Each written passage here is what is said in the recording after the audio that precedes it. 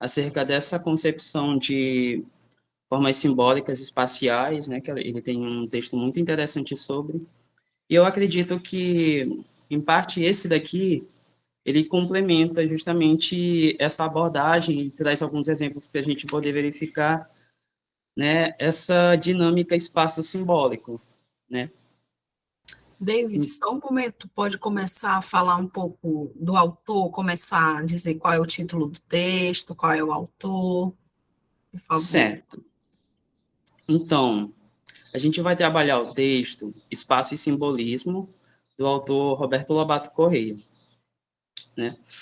Que é pesquisador da área da geografia cultural, né, e humanista também, e traz dessas abordagens, né, desse movimento da geografia aí pós década de 1970 que tem proporcionado para a gente novas formas de investigar, interpretar essas dinâmicas, né, espaciais da geografia.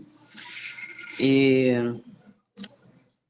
então, o primeiro ponto que eu acredito que seja bem interessante essa abordagem, está passando um carro de som aqui agora. Então, só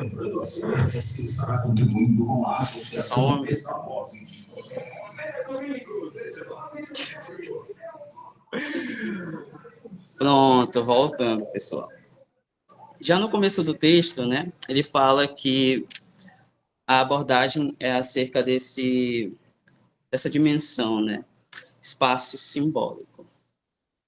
A dimensão simbólica do espaço, na verdade, né, que é justamente essa teia de significados que a gente pode observar dentro dessa espacialidade que faz parte, né, desses lugares que a gente frequenta, né, que são desenvolvidos por diversos dos grupos que constituem aqui da nossa sociedade, de outras sociedades, e como a gente consegue observar que a questão do simbólico, ele tem essa compreensão sobre o cultural, né, que traz justamente essa dimensão simbólica em si.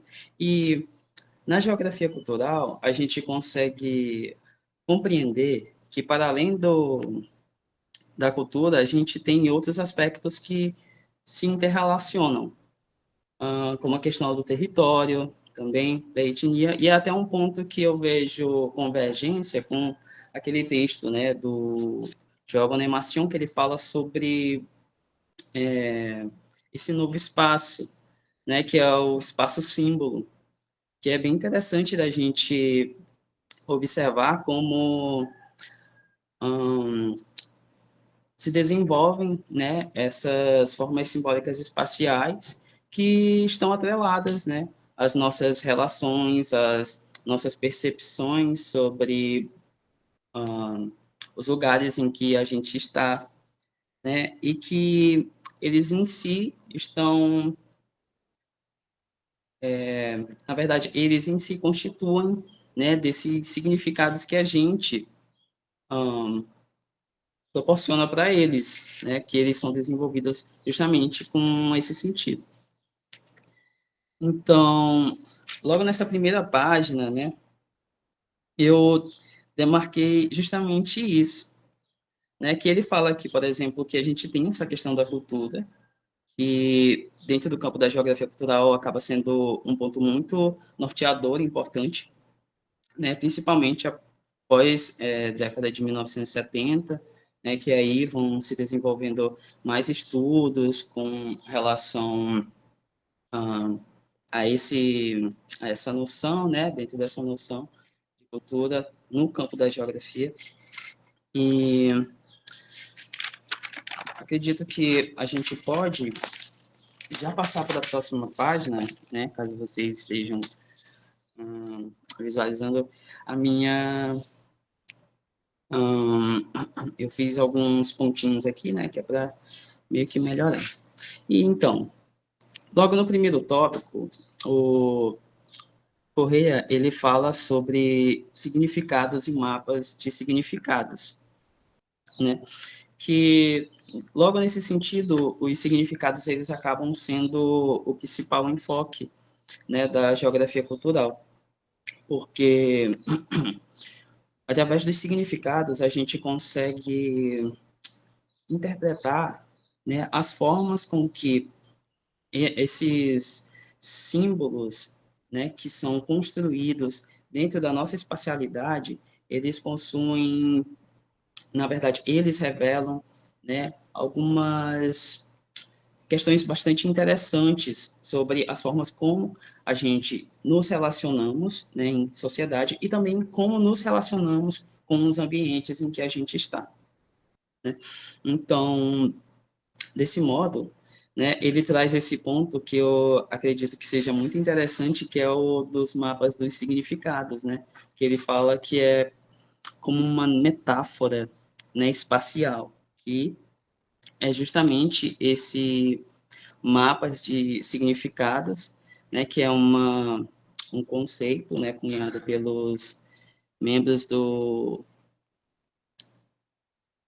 Essa palavra aqui tá meio complicada, mas é uma metáfora muito interessante, né, porque ela traz em si uma forma da gente pensar essa questão da polivocalidade, que ela é muito discutida por Hall, né, sobre a questão do simbolismo, né, e traz esse ponto que é muito interessante porque quando a gente faz um breve quadrozinho sobre o nosso próprio local aqui, né, Odó, a gente consegue ver essas distinções de símbolos, né, que fazem parte, né, que poderia ser um mapa, uh, uma Codó simbólica, sabe? Então, eu vejo nesse sentido que a gente observar e discutir a respeito dessas questões, elas acabam demonstrando ah, a intencionalidade que alguns desses símbolos têm para a gente, e justamente para que a gente possa observar como esses significados para algumas pessoas contemplam algumas características, né, que vão do cultural a questões políticas também, né, porque, como a gente pode observar, esse, esse panorama, né, em que se desenvolve, né, o Brasil, ele tem certas dinâmicas muito interessantes. E quando a gente traz aqui novamente para a cidade de Codó, a gente consegue observar justamente essas funções desses lugares, né, desses espaços símbolos que são, na verdade, eles detêm, né, esse valor cultural e também esse teor político, justamente porque a gente tem não somente uma visão acerca de determinada coisa, né, a gente tem uma diversidade. E com isso, a gente pode ver como essa ideia, né, ela pode proporcionar uma forma da gente analisar mesmo essas construções, né, que são feitas ali por um determinado grupo, são jogadas, talvez não jogadas, né, para alguma razão. E, de certo modo, a gente consegue perceber, né, como são bastante interessantes da gente estar fazendo essas relações. Hum, vocês podem passar no textozinho, né, na página 136. Aqui, o Corrêa, ele traz uma exemplificação, né, através do delta interior do Níger, né, que é uma região da África Ocidental, para falar sobre esse mapa, né, de significados. E então, eu achei uma abordagem bem legal, porque, primeiramente, ele observa que, como a gente tem dentro de um campo simbolismos, né, que são construtos, né, de determinados grupos, indivíduos, pode ocorrer deles se justaporem, né, como acredito que é uma facilidade maior da gente observar isso nas cidades, né, e desse modo aqui, ele traz uma outra forma da gente conseguir observar, né, essa mesma questão, porque ele fala que, olha só, eu vou ler rapidinho aqui esse ponto, porque ele é bem interessante. Ele fala quase no finalzinho, né, desse parágrafo, na página 136. Essa essa não superposição, né, levou Galás a propor os conceitos de distância estrutural, distância afetiva e distância ecológica, né, que foi esse exemplo ele traz a partir desse autor chamado Galás, né, que vai fazer essa análise sobre essa região, né, e vai observar como as pessoas de determinados grupos étnicos estão inseridos naquele mesmo local, né, e constituem vida naquele local, e como eles não estão, de certa forma, realizando meio que uma sobreposição de uma particularidade sobre outra, de algum outro grupo, né? Eles estão vivendo ali, digamos que em convergência, né? Eles se comunicam, se relacionam, e nesse mesmo sentido, né, ele fala como cada grupo vai realizar vai, na verdade, desenvolver, né, uma relação afetiva com os lugares que estão dentro dessa região, né, de forma que vão atribuir algumas outras características, desde as formas como eles vão trabalhar a questão do plantio, né, a ocupação do solo, né, as suas atividades culturais e entre outras questões.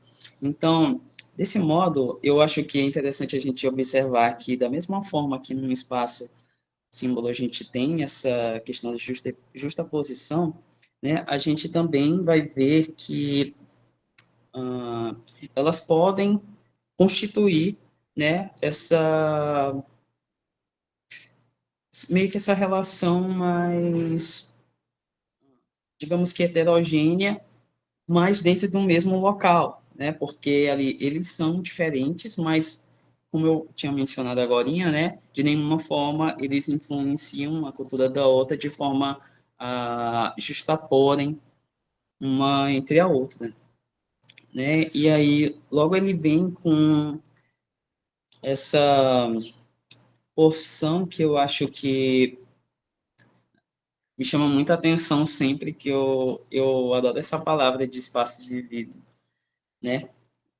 Que ele fala que essa exemplificação, ela traz isso, né? Que é falar sobre esses lugares que fazem parte, né, das nossas vivências, das formas como a gente se relaciona, né, com os ambientes, né, e a força que isso pode gerar, né, para essas pessoas, nesses locais, a partir essas relações, construções de afetividades com esses lugares também, né? Então, por fim, né, ele fala como a gente pode ver daí mesmo essas formas simbólicas, né? Que logo à frente é um dos pontos que ele vai trazer novamente, né? Que a gente tem as formas simbólicas, sim, né? Mas as formas simbólicas, elas só se tornam formas simbólicas espaciais, né? Quando a gente consegue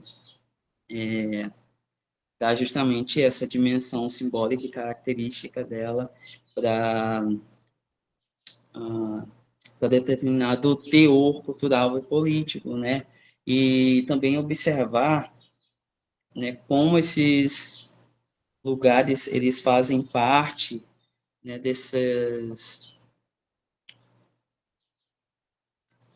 que chama, né, os fixos e fluxos, né, que são aquelas formas simbólicas espaciais que estão em determinado local, né, e as que fazem parte de alguma atividade, né, como os exemplos que ele dá aqui, né, a gente pode mencionar as procissões, né, que é uma atividade bastante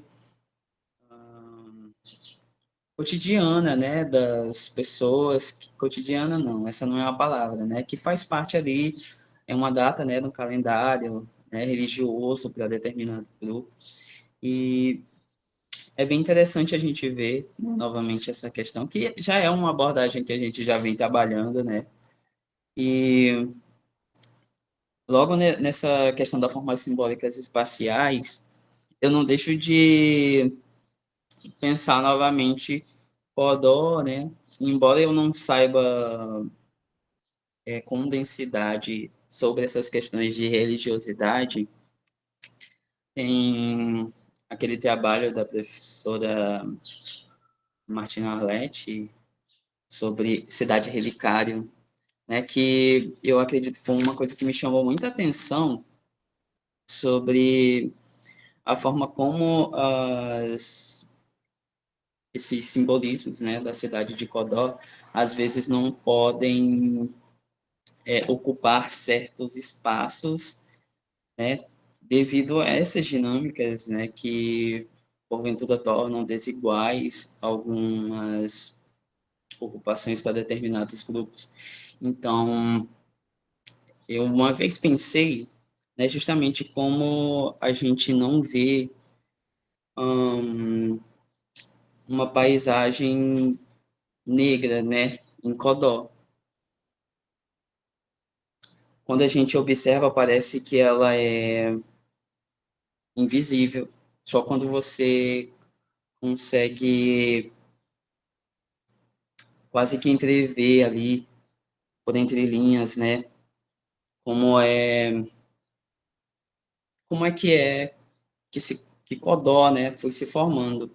E aí sempre me veio e já chama justamente o ponto da religiosidade, né, que acaba sendo quase esse marco da questão da identidade da cidade.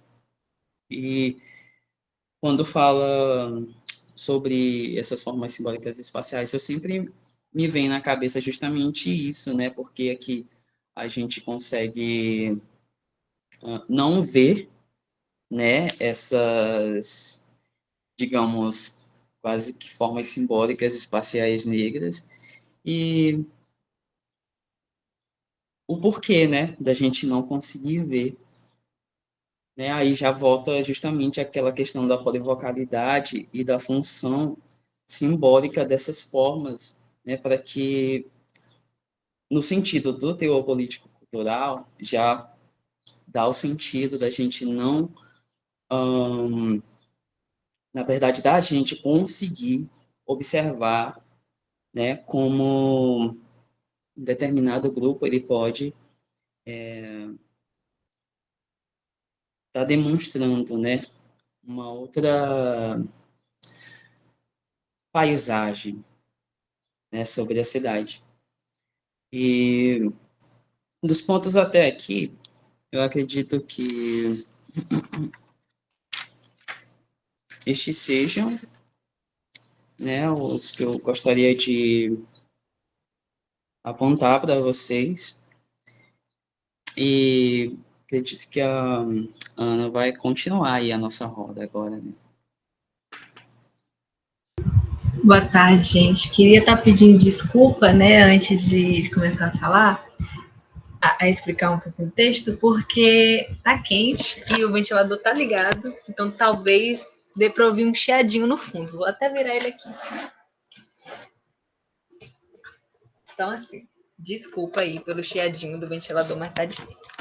Aí, dando continuidade ao que o Correia vai falar sobre essas formas simbólicas espaciais, eu destaquei algo que a gente já vem trabalhando, né, que é entender que essas formas simbólicas elas vão surgindo a partir dessas relações entre as pessoas, e aí, como o David destacou também, vai ter esse lado político envolvido, E importante lembrar que também tem a questão da religiosidade envolvida dentro desse sentido de formação, de concepção das formas simbólicas espaciais.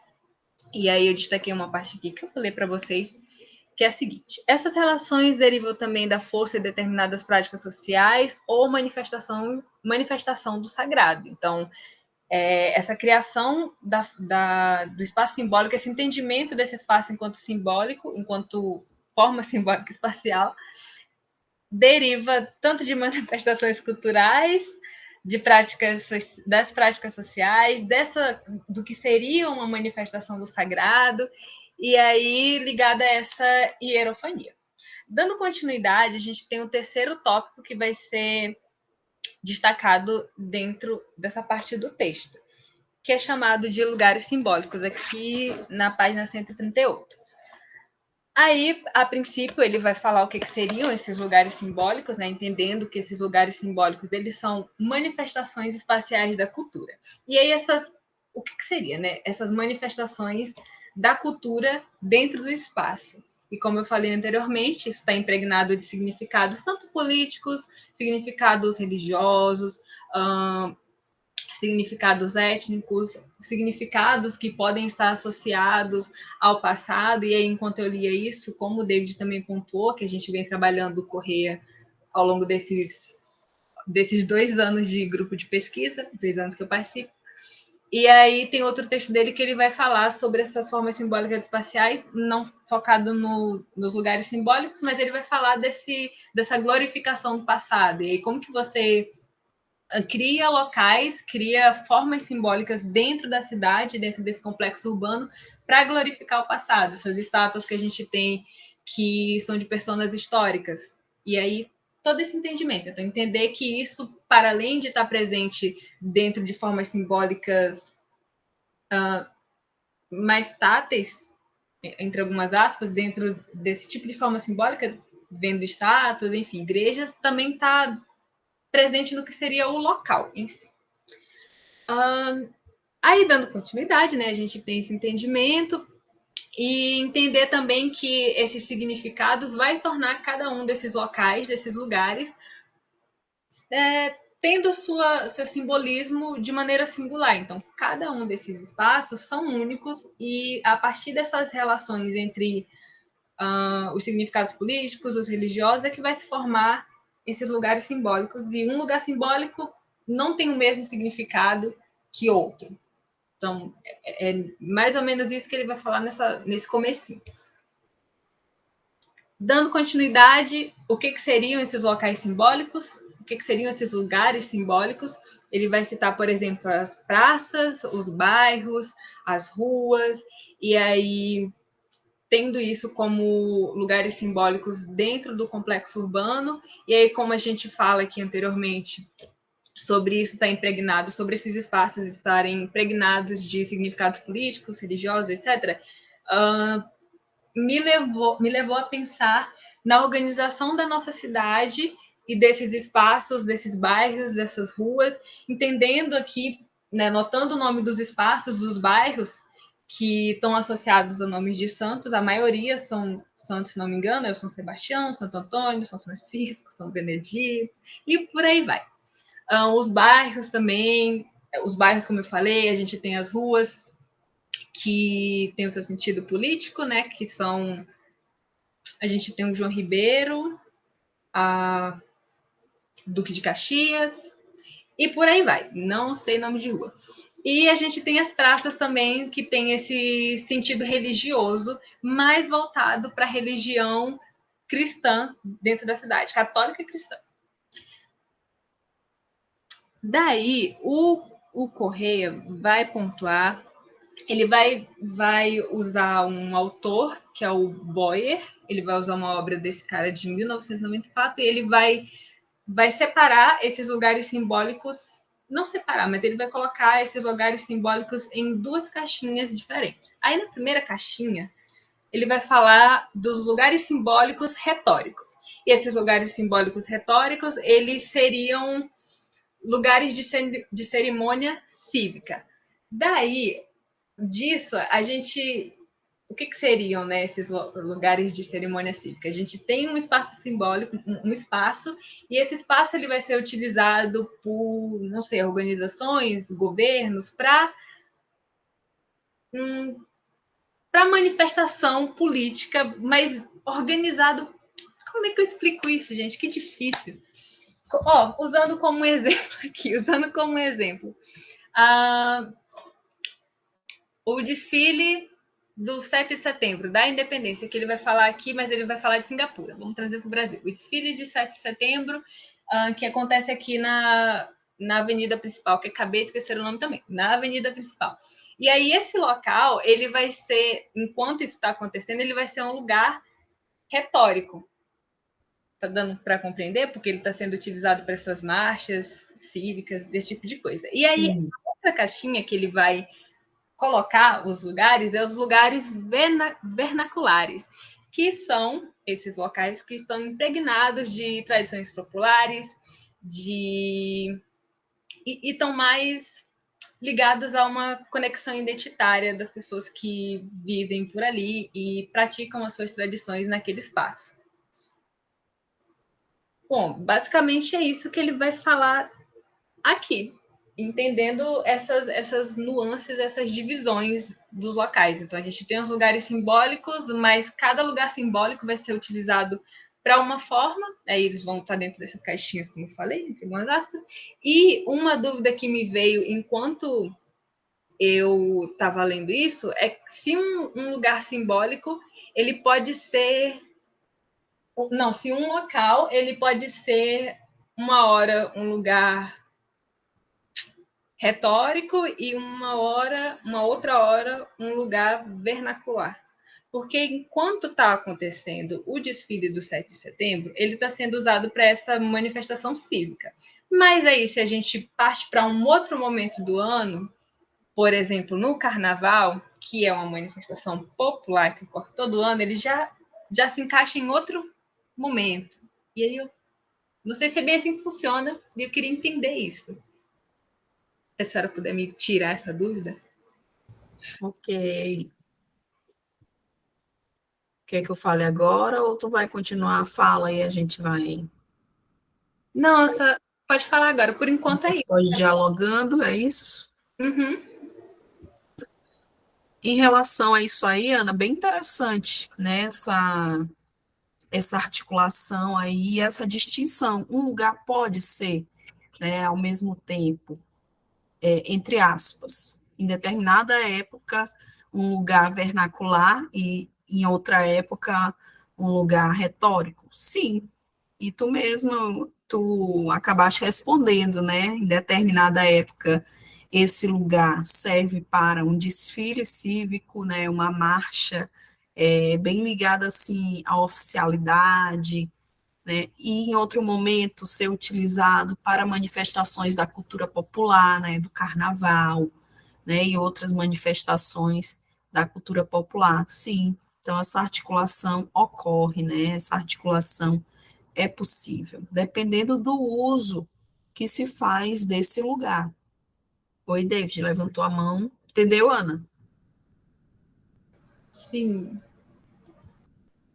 Não, eu pensei nisso aí também, né, que a Ana falou. Aí eu lembrei, né, que ela mencionou o carnaval e ainda tem ah, aquele quando tá rolando festejo, né, por exemplo, do Mestre Bita que passava por lá sempre, também na Avenida Augusto Teixeira, né? É, isso. E também acaba exemplificando, né, justamente essa quase que correlação entre os dois, né, no fim. É só isso mesmo.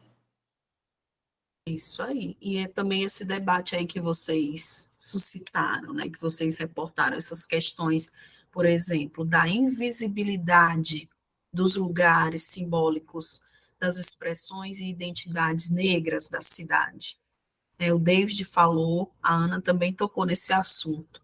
Por que que os lugares rituais são tão escondidos? Eles não estão com toda essa evidência que estão as igrejas católicas, por exemplo. né, e até as igrejas evangélicas. E hoje a gente observa esse boom aí na multiplicação de igrejas evangélicas, desses templos que são relacionados às práticas religiosas cristãs. Né? Por que Codó, que é conhecida como... Tem um autor que fala que Codó é uma África sertaneja. Né? Eu gosto bastante desse artigo. Ele faz essa... Ele representa Codó a partir dessas vivências negras, né? Desses laços, dessas negritudes. Então, eu acho bem interessante. Já que Codó é um lugar também conhecido como terra de pretos, e nas paisagens a gente não tem o predomínio desses elementos das identidades negras. Isso se reflete na invisibilidade dos terreiros, isso se reflete nos nomes das ruas, que são, em geral, que a gente percebe que são nomes de santos católicos.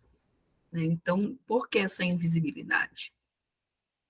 Justamente por essa perseguição que o nosso povo negro sofre, né, desde tempos aí da colonização do nosso país, né, da colonização do nosso território aqui do Maranhão, de Codó. Isso são traços dessa forma de lidar, né, com o nosso povo, com as nossas matrizes africanas. Né, reflete traços das opressões, reflete traços das perseguições que o nosso povo sempre sofreu.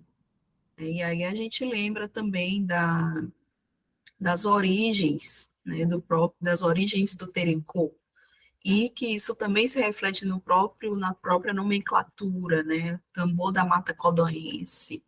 Esses cultos eram feitos dentro das matas, escondidos, porque não se podia fazer na cidade, né? Então, teriam que ser feitos de forma escondida, né, na mata, para que ninguém, para que esses poderes constituídos na cidade, né, e esses, por exemplo, esse pessoal que dominava a questão política, que determinava as coisas, os senhores de terra e tudo que vem associado a isso, né? Então, justamente isso chegou até o presente e se expressa na paisagem, né? Então, eu acredito que seja uma das explicações, justamente esses traços aí do histórico, né? De como que se lidou historicamente com a questão das identidades negras, das identidades ligadas às africanidades. Então, a paisagem, e aí a gente traz também o pensamento de Cosgrove, quando ele fala sobre paisagens dominantes, paisagens excluídas. Então, dá para a gente perceber claramente a partir desse exemplo de Codó, né, dessas paisagens predominantes em Codó, dessas paisagens que a gente pode chamar de paisagens dominantes, dessas paisagens que têm como centralidade as igrejas, né, as igrejas católicas, que dão nomes também a praças, dão nomes às ruas de Codó, enfim. Né, então, são esses questionamentos que textos como esse acabam suscitando. Né, isso é bom porque a gente traz essa contextualização, tentar entender aí a teoria a partir daquilo que a gente observa na realidade, né, que a gente observa nesses espaços geográficos, nos lugares vividos. O David destacou também aí, né, essa expressão lugar vivido. É muito legal também porque envolve diretamente as experiências. E as experiências, como vocês sabem, são um ponto central nessas geografias, nessa geografia humanista cultural, né? Assim como a questão dos significados, dos simbolismos relacionados aos diferentes espaços geográficos e aos lugares vividos. Pode continuar, Bruna. Bruna não, eu falei Bruna, né? Mas é a Ana. Tu já terminou, Ana? Terminei, professor. Terminei, eu só ia pontuar. Ah, A senhora falou da questão da igreja, também da nome às praças, e aí eu me lembrei que essa praça aqui de cima, ela tinha outro nome, ela era conhecida por outro nome. Ela era a Palmério Cantanhede, porque era o nome do engenheiro da fábrica. E aí esse era o nome oficial dessa praça, porque ela fica de frente para a fábrica, né? E aí deram o nome do engenheiro para a praça. Só que, com o tempo, ela começou a ser conhecida como Praça de São Sebastião. E aí tirou esse sentido de homenagem à pessoa que fez a fábrica, e aí virou mais algo que simboliza mais um símbolo do catolicismo dentro da cidade. Curioso, se você para pensar. E é isso aí. Inclusive, nessa parte, só para fechar esse parágrafo, esse tópico, ele vai falar sobre esse sentido simbólico que pode ser que pode ser construído tanto por pessoas internas que convivem naquele espaço, que moram naquele local, quanto por interesses externos àquele lugar. E aí, aqui dentro do texto, ele vai falar, inclusive, como que esse sentido, dado por pessoas internas ou externas, por interesses internos ou externos, vai contribuir para uma conservação do espaço ou uma não conservação do espaço, porque quem mora ali quer conservar, mas às vezes quem não mora ali olha para o espaço de uma outra forma, com uma outra visão. Aí a gente quer modificar. E aí esses sentidos atribuídos ao espaço por pessoas que convivem com ele de forma diferente, né, por interesse de maneiras diferentes, vai contribuir para como esse espaço vai ser visto e para como ele vai ser visto, no caso, e para como ele vai ser modificado ao longo dos anos. Eu achei muito interessante isso também. E é isso, gente. Isso aqui. ok, Ana, excelente. Então, a gente pode passar agora para as contribuições da Bruna.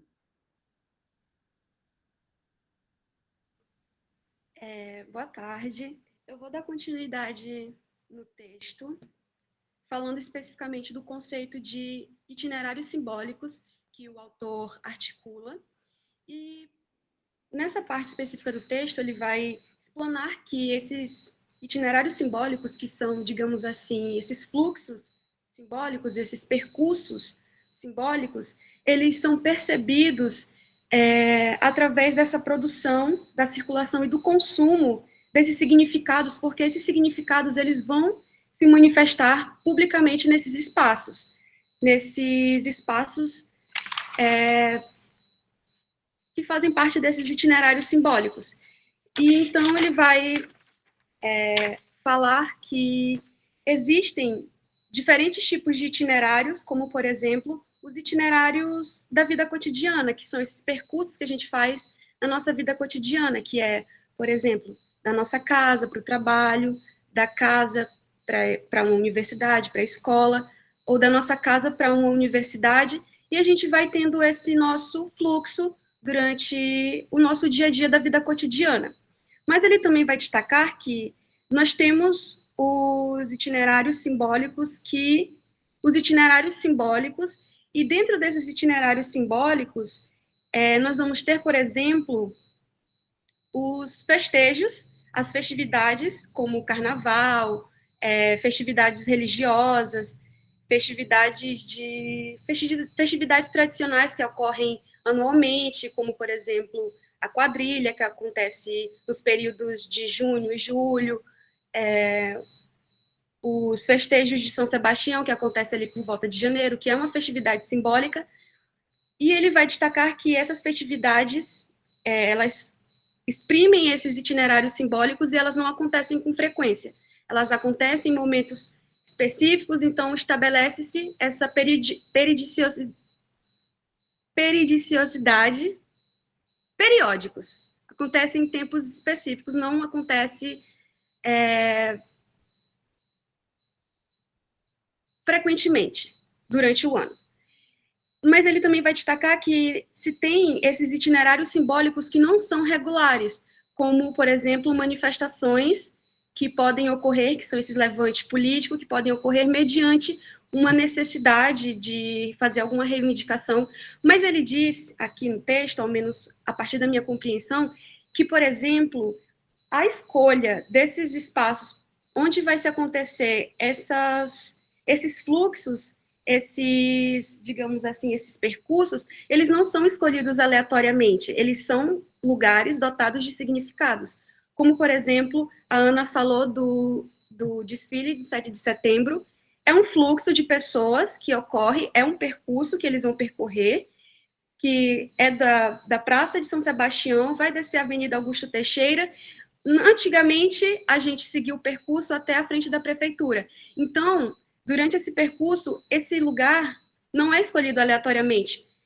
Se tem uma espécie de critérios, como, por exemplo, casas de pessoas que fazem parte de grupos sociais específicos, centros de cidades, prédios políticos, sedes de igreja, sedes de partidos políticos.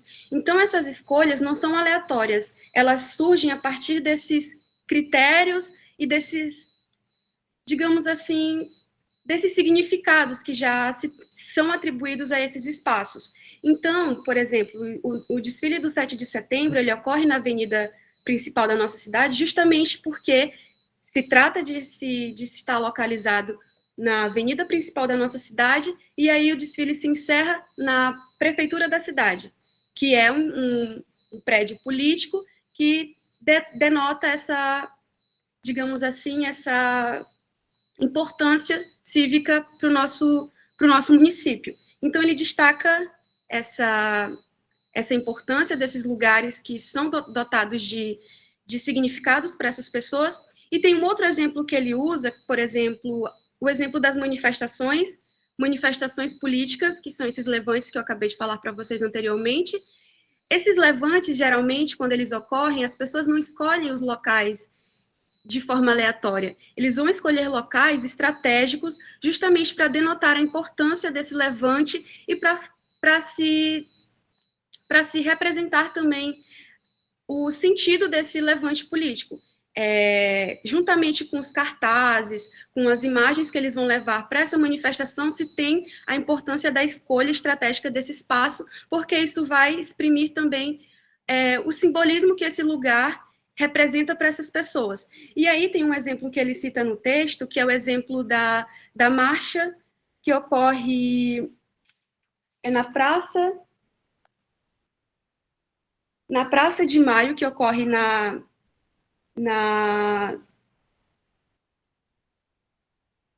Argentina. Esse levante de mulheres e mães que se reúnem em um espaço, eles se reúnem nessa praça para homenagearem os seus filhos e os seus maridos que foram mortos durante o período de ditadura militar daquele país. Então, esse lugar que elas escolheram para fazer esse protesto político, essa homenagem, essa reivindicação, não foi escolhido aleatoriamente. Esse fluxo de pessoas que está nesse espaço está lá justamente com um objetivo e eles fizeram a escolha desse lugar para se ter um significado atribuído a essa prática que eles vão realizar, que no caso é essa marcha dessas mães que vão homenagear os seus filhos justamente nesse espaço. Uma outra questão que o autor ele destaca aqui, que eu inclusive acredito que possa ser associada às peregrinações, é a questão do não se ter esse viés econômico, porque não é uma prioridade essa questão econômica dentro desses itinerários simbólicos, e também não se coloca em um primeiro plano essa questão da distância que vai ser percorrida dentro desses falando especificamente, ou falando dentro dessa questão, por exemplo, dessas manifestações, e estou dando aqui o exemplo das peregrinações, porque essas peregrinações, em alguns casos, as pessoas fazem peregrinações de uma cidade para outra, como se fosse uma espécie de sacrifício, elas não colocam a necessidade econômica em um primeiro plano, e nem essa questão da distância. Então, eles vão fazer essa peregrinação por uma questão religiosa, um sacrifício religioso, mas não se colocando em primeiro plano essa questão econômica e essa questão da distância. Então, ele destaca que, para além disso. Vocês estão conseguindo entender? Eu acho que eu me compliquei aqui um pouco nos exemplos, mas ele está falando que, para além da manifestação mais articulada e política que a gente tem dentro desses lugares, que são escolhidos estrategicamente, ele dá esse outro exemplo, que não se tem essa necessidade de se colocar a questão econômica em um primeiro plano e nem essa questão da distância. E eu achei muito interessante isso de quando se fala itinerários simbólicos, porque a gente fala, de fato, desses percursos. E aí tem um outro exemplo que eu posso trazer para vocês, que é muito presente na nossa cidade, que é justamente isso que o David falou, não é marcha, eu não sei como é que se daria o nome, não é procissão, mas por exemplo, tem o evento do Pai Bita do Barão, e aí eles saíam da tenda, iriam para a cidade, e quando eles fazem esse percurso, essa escolha desse percurso, como já foi falado anteriormente pela Ana, tem esse caráter vernacular, né, que é dessa questão da tradição da cidade, esse cortejo, e quando se faz esse percurso, eles não colocam em primeiro plano essa questão da distância. Eles percorrem por uma questão de crença, por uma questão de você acreditar e também por fazer parte do cortejo. Também tem o caso da igreja do festejo de São Francisco, que se faz esse percurso, muitas pessoas fazem esse percurso descalço, colocando velas na cabeça, e não se leva em consideração isso da distância, mesmo que eles estejam em condições penosas para fazer esse trajeto. Então, foi mais ou menos isso que eu tive de compreensão da parte que ele fala sobre itinerários e que eu achei interessante. E como a Ana falou também, ele destaca essa questão dos itinerários retóricos e desses itinerários vernaculares, que fala justamente dessa questão do cívico, que ser mais atribuída a uma questão mais formal, digamos assim, e essa vernacular que são atribuídas a essas tradições que são mais atribuídas à tradição das pessoas que fazem parte desses espaços. Então, é mais ou menos por aí. Obrigada.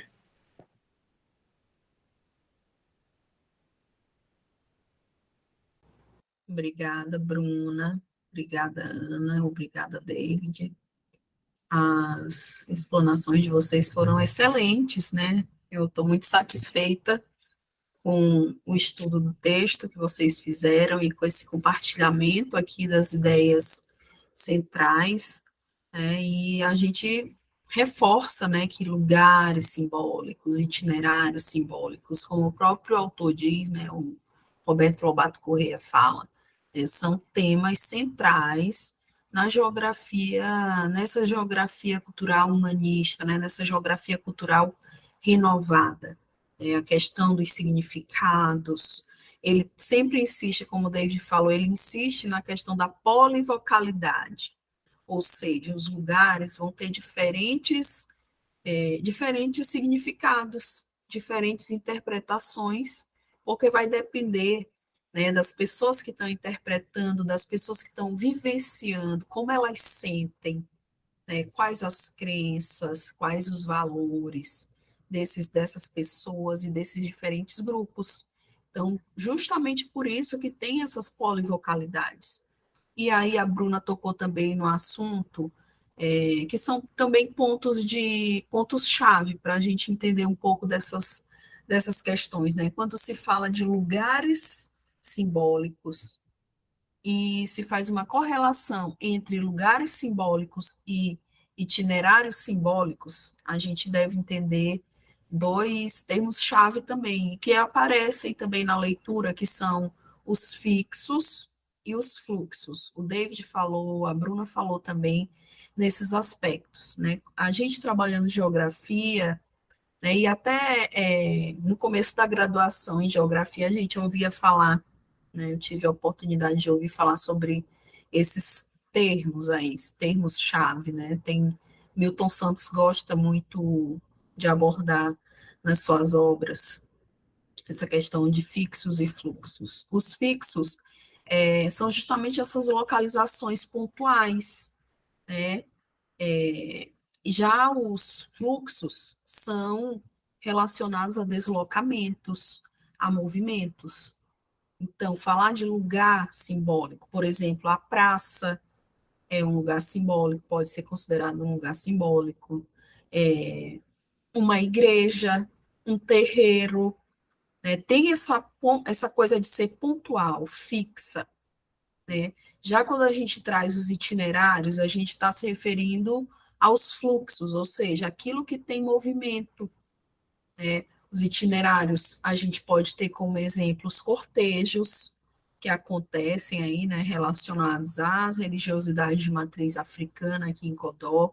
As pessoas fazem pais de santo, mães de santo, fazem os festejos dentro dos seus terreiros, ou seja, nesses lugares simbólicos, e aí ao final, né, a partir da experiência que a gente está tendo, que a gente está conhecendo um pouco dessa lógica, né, dos terreiros de Umbanda, dos terreiros de Terecô, né, sobretudo dos terreiros de Terecô aqui em Codó, né, tem a parte do festejo dentro do terreiro e tem essa parte do festejo que sai às ruas, né, que faz essas caminhadas, esse movimento, esse cortejo relacionado aí aos seus rituais, às suas crenças. Então, acho que deu para a gente entender um pouco, né, gente, essa questão de fixos e fluxos. Sim, pode falar, David. Sim, sim, ficou bem compreensível, professor. E eu estava me lembrando, é, tem uma fala, né, da professora Martina Alert que me pega muito, que é quando ela menciona, por exemplo, caminhando sobre Codó, né, durante o dia, como ela não vê dessa paisagem, né, religiosa de matriz africana.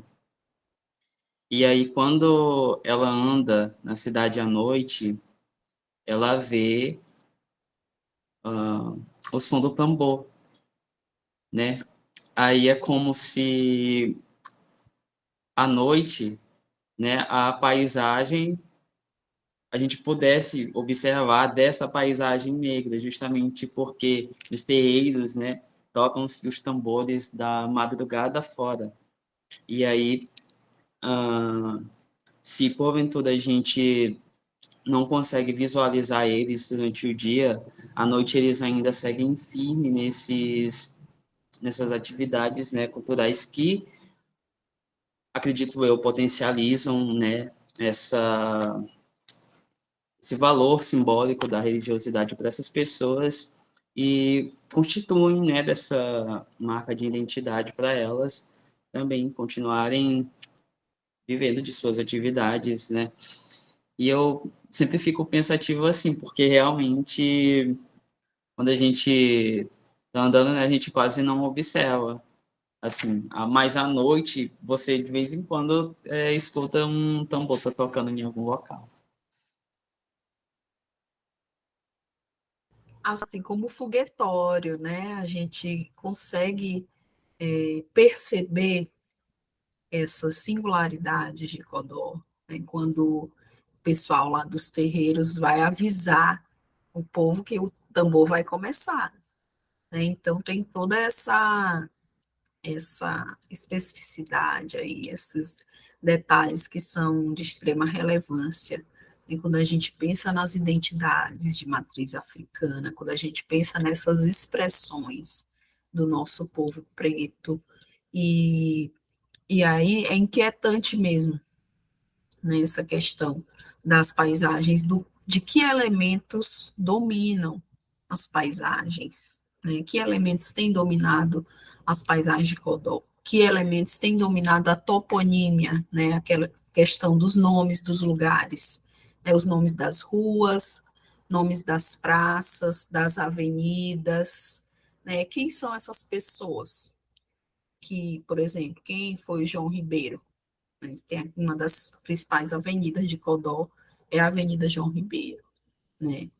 E aí a gente se pergunta, foi uma pessoa negra? Né? Tem alguma praça ou alguma rua, alguma avenida de Codó que tenha nome de alguma pessoa negra, né? Dessa expressividade das pessoas negras aqui de Codó, né? Então, são vários elementos aí que chamam a atenção em vários pontos que merecem discussão, né? E que merecem também um tratamento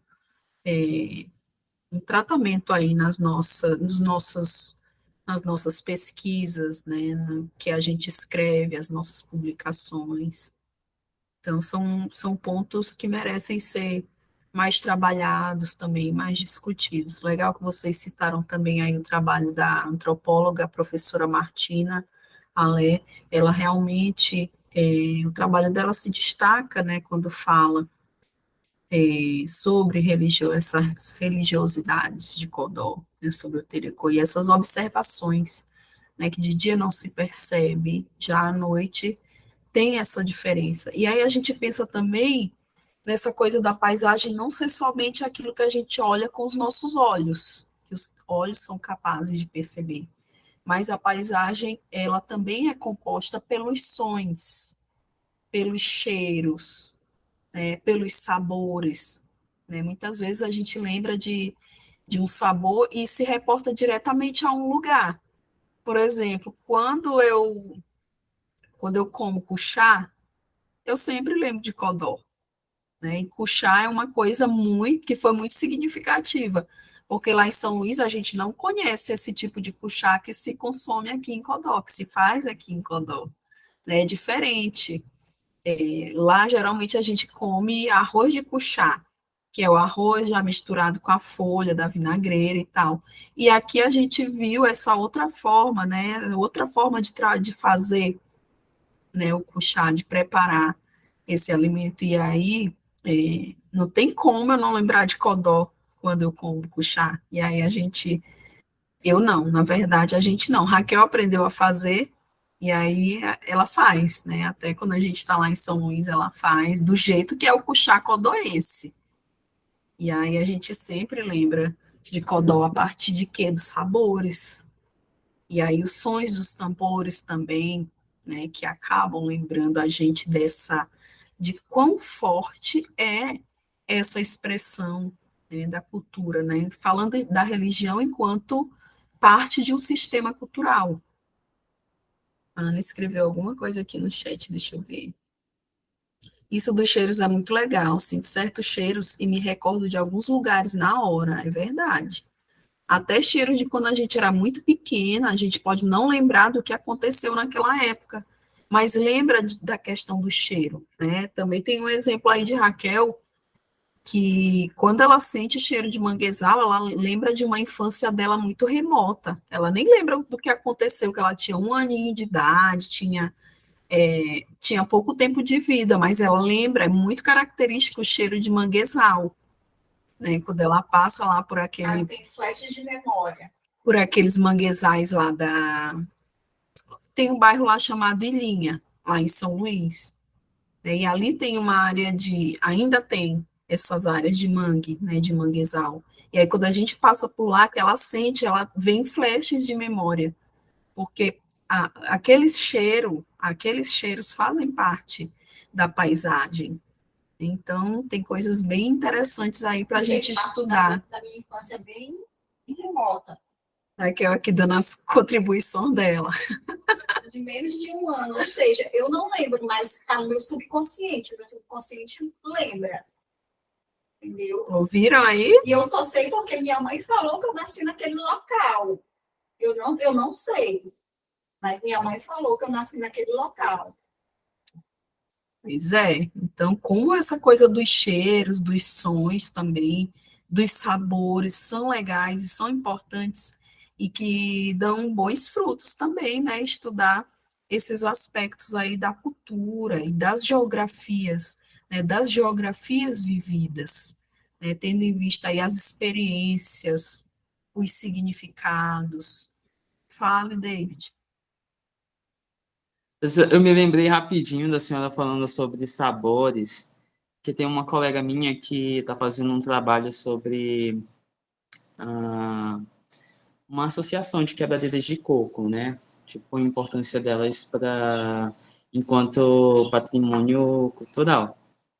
Aí, ela conversando com algumas dessas mulheres, elas conversam sobre o sabor da comida quando elas estão no trabalho. É que elas dizem que não tem comparação nenhuma a comida que elas fazem quando estão no interior e levam para quando elas vão trabalhar na catando coco, né, quebrando nas palmeiras, da comida que elas comem aqui na cidade, né? Elas falam que o sabor é completamente diferente e até o momento, né? Ela compartilhando comigo um pouco dessas entrevistas que ela tem feito. E eu lembrei na hora, né, dessa questão do sabor, né, como ele faz parte até de um momento diferente, assim, da gente ver as coisas, né, e pensar sobre essa afetividade que se constrói em alguns locais também, né, porque, por exemplo, as quebradeiras de coco, né, elas têm toda essa questão simbólica, né, que é construída ali dentro dessa relação com a palmeira, né, dessas mulheres trabalhadoras, e a gente vê essa parte, né, dessa forma de construção é muito interessante também. Eu fiquei muito pensativa sobre, sim. É bem legal. Oi, Ana, pode falar. O David falando dos sabores e de que tem essa parada do sabor ser diferente, me lembrou de que quando eu era criança, eu achava que o restaurante popular era tipo um restaurante assim de luxo. Diferente, assim, nossa, que diferente. E aí eu lembro que eu ficava muito empolgada só de chegar perto e de sentir aquele cheiro que sai do restaurante, um cheiro muito, muito gostoso. E era muito diferente da comida que a mãe fazia em casa. E na minha cabeça era muito mais gostoso, que era um restaurante popular, mas era diferente. Então, para mim, tinha isso, era requintado na minha cabeça de criança. E aí, eu sabe quando você lembra que sempre quando eu passo ali na frente e tá no horário de almoço e fica com aquele cheiro, eu me recordo desse momento e eu percebo como de fato é diferente a comida que eu como aqui em casa, por mais que seja arroz, feijão, a mesma coisa, ainda assim tem um gosto diferente e me traz sensações diferentes, porque são espaços diferentes. É muito doido parar para pensar nisso. E até quando eu lembro do momento no ensino médio que a gente almoçava no refeitório de lá, a comida de lá também completamente diferente. É outra coisa, assim. E eu acho que não é nem da preparação da comida em si, mas tem algo ali que modifica o sabor da comida no meu subconsciente e faz ela ser especial. Nossa, falando em restaurante, eu lembrei agora também do RU, né? Durante muitos anos da minha vida eu almocei. Almocei e jantei naquele RUzão da UFMA, né? Lá do Bacanga. E, nossa, era também, eu achava bem diferente e especial, né? Eu não sei por quê, mas tinha alguma coisa de especial. E ainda hoje, né, me traz lembranças muito boas, né? Aquele restaurante universitário, aquela vida lá na UFMA, talvez porque tá tudo conectado, né? As nossas experiências. Então, as experiências que eu tive na universidade foram muito boas, né? Eu lembro do meu tempo de graduação na universidade, naquele lugar, como um tempo bom. E as experiências foram boas, né? Inclusive do restaurante. Raquel não gostava não daquele cheiro, mas eu, quando chegava na hora do almoço, que eu já começava a sentir, porque o CCH é bem em frente ao restaurante universitário, quase em frente. Aí aquele cheiro é bem forte. Quando começa lá a sair a comida, a gente já sente, aí eu, nossa, já corria para Rio, porque eu gostava demais. E continuo gostando. Mas mudou, olha, para o tempo que eu estava na minha graduação para agora já mudou, aí já tem até outro cheiro. E os sabores também acabam, porque as pessoas têm diferentes formas de fazer, né? As equipes mudam, as cozinheiras, os cozinheiros, e aí tem coisas diferentes. Mas é bem interessante essa coisa mesmo dos cheiros, que as paisagens que são capazes de evocar memórias, né? Sentimentos. Então, é muito interessante o estudo das paisagens a partir da perspectiva da geografia cultural, sobretudo da geografia cultural humanista. Né? E esse texto só reforça, né, aquilo que a gente vem estudando, é exatamente isso, a gente vai sempre estar em contato com os pensamentos dos autores que a gente tem como base, né, para as nossas pesquisas, nossas reflexões, para os nossos trabalhos. Então, ler o Roberto Lobato Corrêa sempre tem sido algo muito salutar. Eu gosto bastante, né, dos escritos dele, da forma como ele coloca, como ele fala, e acho uma leitura boa, né, uma leitura fluida, que a gente consegue ler até com certa rapidez, e à medida que a gente vai se familiarizando também, né, com esses assuntos, a gente vai lendo com mais rapidez e entendendo mais, com mais profundidade, aquilo que ele tem dito, né, nos seus textos ao longo desses anos. E é isso, gente. Nessa parte da formação de hoje, a gente vai encerrando. Agradeço pela colaboração de vocês, né, a Bruna, a Ana, o David, sempre muito aplicados, né, essa coisa de ser aplicados, ter esse senso de responsabilidade por aquilo que assumem, e a gente valoriza bastante isso, né, é importante. Obrigada, gente. Agora, eu quero falar um pouco sobre nossas questões de organização, né? A gente tem um compromisso para o dia 24 de novembro, não sei se vocês estão lembrando, Bruna, Ana, David, a questão da palestra, né? A terceira palestra vai acontecer dia 24, que já é na próxima sexta. Então, a gente já tem que começar a fazer a divulgação, tem que ter o folder, né? O flyzinho, o card, elaborar o card, já começar a divulgar na segunda-feira, para que as pessoas tenham tempo de se inscrever na palestra.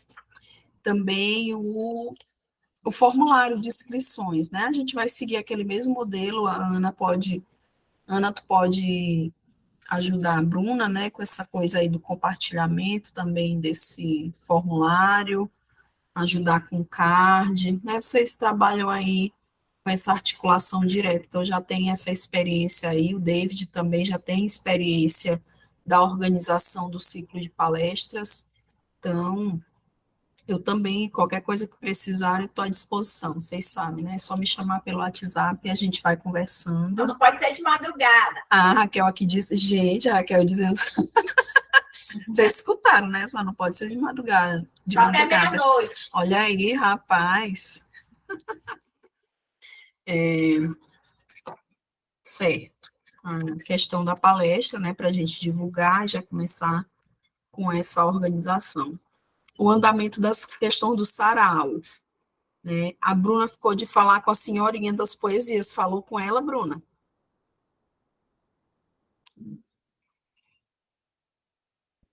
Sim, professora, eu mandei mensagem para ela. Ela recebeu a mensagem, mas ela ainda não me respondeu. Aí estou aguardando ainda a resposta dela. Falei com o Judean também. Ele me falou